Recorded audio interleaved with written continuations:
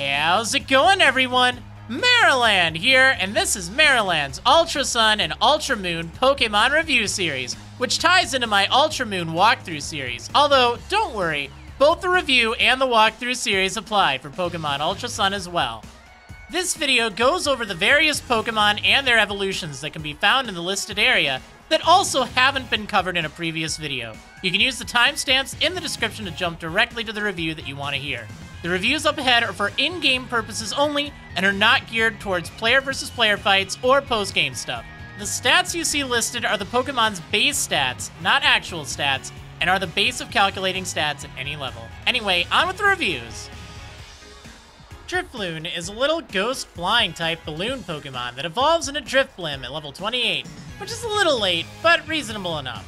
They both have either Aftermath or Unburden for their main abilities. Aftermath does damage to the attacker after it knocks out Drifloon or Drifblim, which is less than ideal, while Unburden doubles Drifloon or Drifblim's speed after it consumes its held item, like a berry or something, and that can make them very swift balloons. If you go with Unburden, you'll want to cultivate plenty of berries later on in the game, such as citrus berries, so you can take advantage of that boost. It's more helpful than you'd think. Both Drifloon and Drifblim have very nice hit points, especially Drifblim, who winds up with a mountain of it to go around. That makes up for their really low defenses. Thankfully, defenses aside, Drifblim's stats are actually pretty decent. It doesn't hit super hard, but both its attack and special attack are reasonable enough to do some damage on both sides of the attacking spectrum, while its speed, even without the Unburden boost, actually isn't too bad. It's not fast, but it's not bad, and should be able to outspeed many Pokemon you run into. For moves, one move it starts out with is actually great for making up for its lower defenses, and that move is Minimize. Minimize raises its evasion by a solid 2 stages, effectively allowing you to dodge 100% accurate moves 40% of the time. Keep in mind that some players frown upon evasion or accuracy moves, especially in player versus player fights. But for in-game purposes, Minimize is a great way to start off the fight. It gets Astonish from the get-go and Gust at level 8, two very basic moves of its own types. Payback at level 16 does more damage if you move last, but Drifloon isn't exactly slow. You're probably better teaching Thief via TM, but it's an option. Ominous Wind at level 20 is a good option for Drifloon when you get it, as it's a 60 power ghost type move, but unfortunately it has only 5 power points. If you get the boost with it though, it'll clear Drifloon's way for the rest of the fight. Stockpile at level 25 is another excellent option for Drifloon and Drifblim, raising both its defense and special defense by 1 stage, which will make it really hard to take down if you use it once or twice. It's probably redundant to have both Minimize and Stockpile though. It gets Hex at level 27, which isn't great, but it's got more PP than Ominous Wind, and does a little bit more damage too. Amnesia at level 46 as a Drifblim raises its special defense by 2 stages, which is another great option for raising its stats, although still leaves you weak to physical-based moves. One cool trick it gets is Baton Pass at level 52, which allows you to switch out to another one of your Pokemon, but also passes along any boosts. That can work wonders after getting a Minimize or 2 up, or some stockpiles, but keep in mind that it won't pass the Unburden boost. You could also just use X items though. Explosion at level 60 or via TM is a rather extreme option, but it can be great for clearing the field. And lastly, Phantom Force at level 65, or more likely by spending a heart scale to relearn it, hits pretty hard and also breaks through Protect. For TMs, Thief and Shockwave are both decent early on. Actually, Recycle with Drifloon's ability, Unburden, can have its uses by restoring any consumed held item, although you'll lose the Unburden boost. Charge Beam can work nicely on Drifloon instead of Shockwave, since it has a chance to raise Drifloon or Drifblim's special attack by 1 stage. That can also be interesting if you eventually go for Baton Pass too. Psychic is a nice, strong option for Drifblim. Fly works out alright for a flying type move for a while, but once you get the TM for Acrobatics, that's amazing for Drifblim with Unburden, since it does double damage if you don't have any held item. Shadow Ball is another must-have for Drifblim, which it should get the TM for a few levels before it learns naturally, and Icy Wind and Thunderbolt are also decent type coverage options. Drifloon and Drifblim have competition from one of the most infamous Ghost-type lines around, the Gengar line. In the very same cemetery you find Drifloon in. Gengar is way faster and hits way harder than Drifblim, but Drifblim has way more survivability and is a valid defensive Ghost-type option. There are also a few other good Ghost types later on, such as Marowak, Trevenant, Palossand, Jellicent, and of course Mimikyu. But they're really very far off, and none have the same flow that Drifloon or Drifblim do. Whenever I think of Ghost-type Pokemon, I always think of Gastly, Haunter, and Gengar. Not only were they the first Ghost-type Pokemon ever introduced, they were the only Ghost-type Pokemon for the first generation. And it's not like the second generation did much to change that. Anyway, the trio are all Ghost Poison types, and until recently, they were all graced with the Levitate ability, which gave them a handy immunity to Ground-type moves. Unfortunately, Gengar now has Cursed Body instead, which has a chance of disabling a foe's damaging move for a few turns after it hits Gengar. Curses! The good news is, the three Ghosts still have pretty good stats. Gastly has excellent special attack and speed, though unfortunately won't have many moves early on to work with that. The rest of its stats are pretty bad, and its low hit points combined with its low defenses mean it can't take a hit very well. There's also a lot of nasty dark types and dark type moves early on, making it tough to use. It gets a bit better after evolving into Haunter at level 25, but you can immediately evolve it as a Haunter by trading it.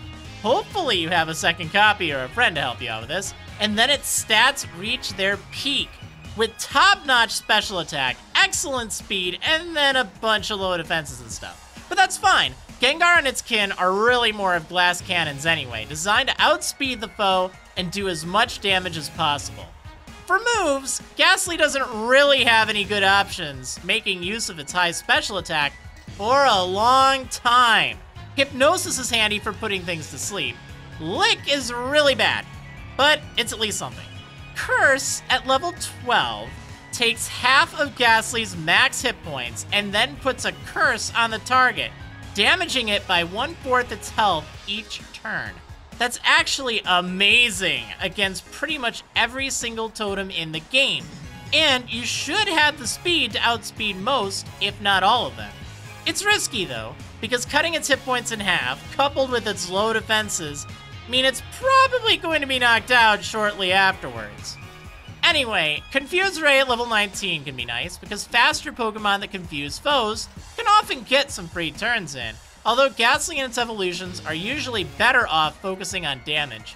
When it evolves into Haunter, it'll try to learn Shadow Punch, and, well, it's better than Lick, but still not really that great due to its low attack. It gets Shadow Ball both by level up and TM, learning it naturally at level 33. Shadow Ball is a must-have for Gengar, and will be the move that finally turns it into a fearsome foe. Beyond that, Dark Pulse at level 44 is also a good move, although Ghost and Dark have redundant coverage, so you're usually better off with Shadow Ball. Lastly, Destiny Bond is a move that can trivialize totem fights by knocking them out instantly if they knock out Gengar on the turn you use it, but you're sacrificing Gengar by doing that. TM and Move Tutor moves are what help Gastly get by in the early game, and also give Haunter and Gengar a ton of options later. Infestation is stupidly weak, but it is the first special-based move you'll have access to, so you might as well teach it. Yeah, I actually recommended it. Just early on. Anyway, Giga Drain after clearing the first island, though, is really, really good, especially at that point in the game. Hidden Power can be handy depending on the type you get, thanks to Gastly's high special attack.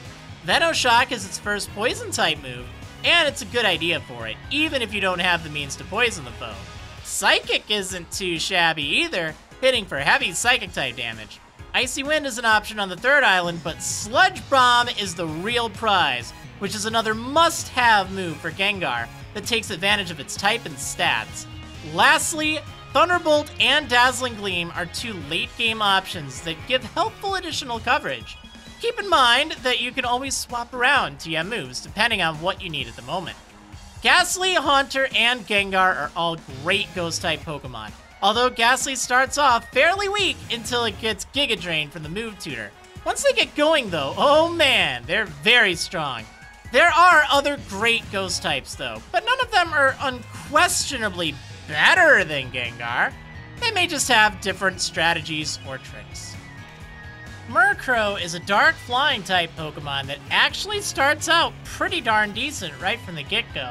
It evolves into Honchkrow by using a Dusk Stone on it, and although you can theoretically get one from the Pokepelago later on, it's rather unreliable and you'll have to get lucky. Instead, you can get one as soon as Malie City and Ultramoon, otherwise you'll have to wait until the Pony Wilds on the 4th island. Both Murkrow and Honchkrow have 2 standard abilities. Insomnia is the worst of the two, and prevents them from falling asleep. Super Luck is the one you really want, and it's great, automatically raising their critical hit rate. That'll make it so moves have a 12.5% or a 1 in 8 chance of scoring critical hits by default. If you solve the problem with the Tauros and the Paniola Ranch on the 2nd island, you'll get the Scope Lens, which further raises Murkrow and Honchkrow's critical hit rate. With that equipped, all of your moves will have a minimum of a 50% or 1 in 2 chance of scoring a critical hit.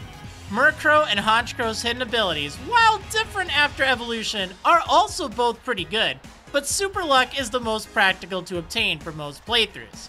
Stat-wise, I have some great news for you. Murkrow's stats are actually great for the point you get it at. Great attack, special attack, and speed, and at least passable hit points and defenses for this early in the game.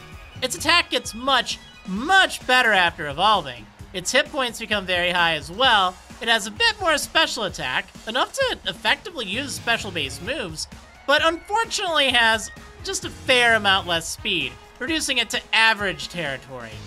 For moves, it has both Peck and Pursuit right off the bat. They're not strong, but they're more than ample for covering its types. It also has Astonish, but you won't usually need that as it's very redundant with Pursuit. At level 15, it gets Wing Attack, which is a definite upgrade to Peck and will hit pretty hard. After that, its moves may diverge based on whether it's a Murkrow or a Honchkrow when it reaches that level, so be mindful of that. Thankfully, unlike most stone evolutions, Honchkrow still regularly learns moves. Most of the time, Honchkrow's moves are far superior too. It gets Nasty Plot at level 45 as a Honchkrow, which raises its special attack by 2 stages, although you usually won't need to go the special route. At level 45, as either Murkrow or Honchkrow, it gets Foul Play, a powerful Dark-type move that uses the foe's attack stat rather than Murkrow or Honchkrow's. That's nice and all, but Honchkrow has amazing attack, so it's sort of a shame not using it. As a Honchkrow, it gets the must-have Night Slash at level 55, and while it's very late in the game, it's absolutely wonderful with Super Luck. Super Luck plus Night Slash plus the Scope Lens equals a 100% critical hit rate with Night Slash. Yes, 100%.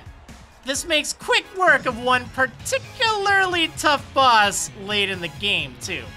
Lastly, at the distant level 75, Honchkrow gets Dark Pulse, a special-based alternative that might work better if you're using a Nasty Plot approach.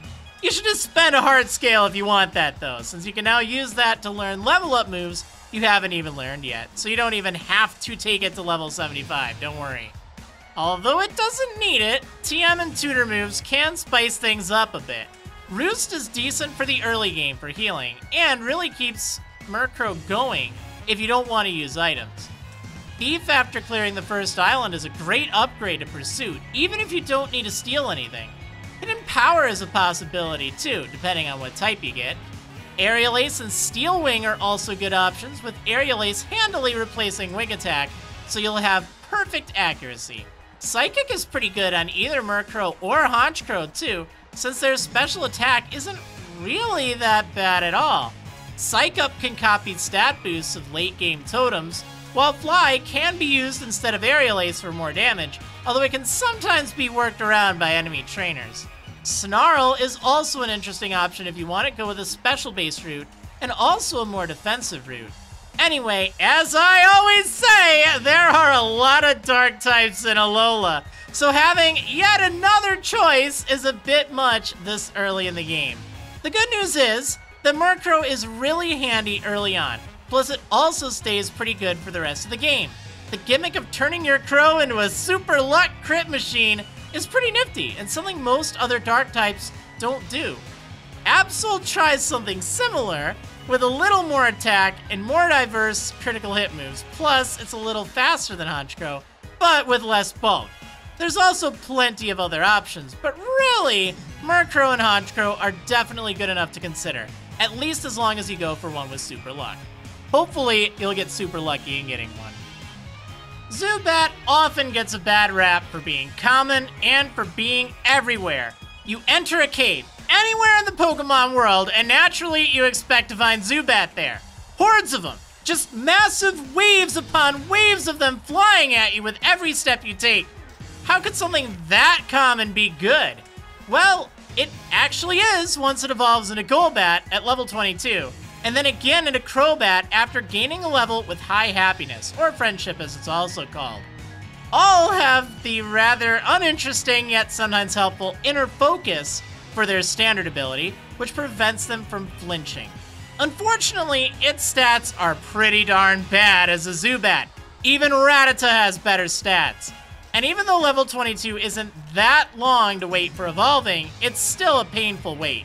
The good news is, Golbat gets a lot better, and it should evolve rather quickly after that. And if not, just run around on Tauros while holding the Soothe Bell for a little while. Crobat's stats are great, with insane speed, and is then balanced in basically everything else, although has a bit better attack. It can take hits very well. For moves, it doesn't have a lot to offer early on. The underwhelming Absorb and Astonish aren't so good, but Bite at level 11 is alright at least. Wing Attack at level 13 is definitely much better. Confuse Ray at level 17 is a great move for a fast Pokemon like Crobat, since you could potentially debilitate the bow before they get a chance to attack. I like it, at least. I mean, it might not be your cup of tea, but I find it to be helpful. Anyway, it gets Poison Fang at level 27 as a Golbat or Crobat, but you probably won't even need it because it gets Cross Poison when it evolves from Golbat into Crobat, and that's a great move for Crobat. Other than that, there's not much else it gets by leveling up of interest. Leech Life at level 35 is nice, but you'll usually get the TM for that beforehand. And lastly, Air Slash at level 48 is special based, so it won't hit as hard, but the chance of causing the foe to flinch can be pretty nice. At least it gets a few useful TM and tutor moves. Giga Drain, after clearing the first island, is alright. Zubat doesn't really have any special attack stat to speak of, but at least Giga Drain's high power will make up for that. Aerial Ace is a good replacement for Wing Attack near the end of the second island, while the TM for Leech Life is available a little bit before it is by leveling up. U-Turn is an interesting option for Crobat too, since you can do a little damage and then switch out for something that may do way better against whatever you're fighting. Crobat's speed lends itself very well for some U-Turn shenanigans. Zen Headbutt is a decent choice that it also has a chance of causing the foe to flinch, while Acrobatics is also great if you don't mind going without an item. Although it's a pain going through an island and a half with Zubat, you'll be rewarded with one of the best poison types available. It may not hit super hard, but it can take hits quite well and outspeeds nearly everything. Gengar is another comparable alternative that is also very fast and hits hard, while Tentacruel is also a good choice. Muck is too, except for the fact that it takes an eternity to evolve. The downside of Crobat is that it doesn't have a ton of variety, but it's still pretty solid despite that. Alright, that's it for this Pokemon review episode. If you enjoyed it, perhaps consider hitting that like button or subscribing to the Marriland channel for more. And if you have any other cool strategies, ideas, recommended moves, or overall opinion on any of the Pokemon here, even if you just like it for being adorable or something, feel free to leave a comment down below to get the discussion going. You can find more Pokemon reviews, as well as my Pokemon Ultra Moon walkthrough series, in the links below in the description or on this end screen. Thanks for watching, everyone, and I'll see you next time.